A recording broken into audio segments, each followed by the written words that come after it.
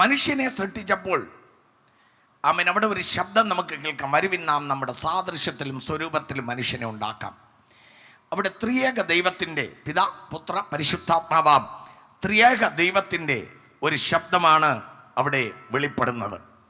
അതെ, അങ്ങനെ ദൈവം മനുഷ്യനെ ഉണ്ടാക്കിയത് സ്തോത്രം മണ്ണ് കൊണ്ടുണ്ടാക്കി, മൂക്കിൽ ജീവശ്വാസം ഊതിയത് ദൈവമാണ്. ഹല്ലേലൂയ. ഈ മൂക്കിൽ ജീവശ്വാസം ഊതിയപ്പോൾ ആ മനുഷ്യനിൽ വെളിപ്പെട്ട ശ്വാസം ജീവശ്വാസം.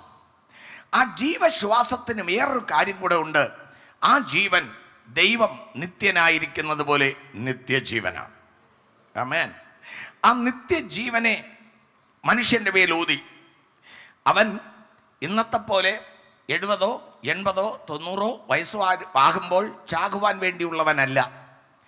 ദൈവം മനുഷ്യനെ ഉണ്ടാക്കിയത് ദൈവത്തെ ആരാധിപ്പാൻ. എന്നിട്ട് അനുഗ്രഹിച്ചു, ഭൂമി മുഴുവനും നിറയുവിൻ. അതെ, എല്ലാ മൃഗത്തെയും എല്ലാ വൃക്ഷങ്ങളെയും അതെ ഉൽപാദന ശക്തിയോടുകൂടെയാണ് ദൈവം ഉണ്ടാക്കിയത് എന്ന് നമുക്ക് മനസ്സിലാക്കുവാൻ കഴിയും. അതത് തരം വിത്തുക്കളോടുകൂടെയാണ് വൃക്ഷങ്ങളെ സസ്യങ്ങളെ എല്ലാം ദൈവം ഉണ്ടാക്കിയത്. ഇതുപോലെ തന്നെ മനുഷ്യനെ അവർ പെരുകണം, ഭൂമി നിറയണം. ഇതാണ് ദൈവത്തിൻ്റെ ലക്ഷ്യം. പക്ഷെ അവർ പെരുകണം, ഭൂമി നിറയണം. ഭൂമി കല്ലറകളെ കൊണ്ട് നിറയാനല്ല, ഭൂമി ജീവിക്കുന്ന മനുഷ്യരെ കൊണ്ട് നിറയുവാനാണ്. ഇന്ന് കല്ലറകളെ കൊണ്ട് നിറയുകയാണ് ഭൂമി. എന്തുകൊണ്ടാണ് ഈ കല്ലറകളെ കൊണ്ട് നിറയാൻ തുടങ്ങിയത്? അതിന് കാരണം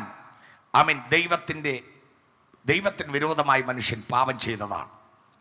അങ്ങനെ നിത്യജീവനോട് ഉണ്ടാക്കപ്പെട്ട മനുഷ്യൻ ദൈവത്തിൻ്റെ കൽപ്പന വിരോധമായി പ്രവർത്തിച്ചതിനാൽ, അവൻ പാപം ചെയ്തതിനാൽ, അവന് പാപത്തിൻ്റെ ശമ്പളമായി മനുഷ്യൻ വന്നതാണ് മരണം.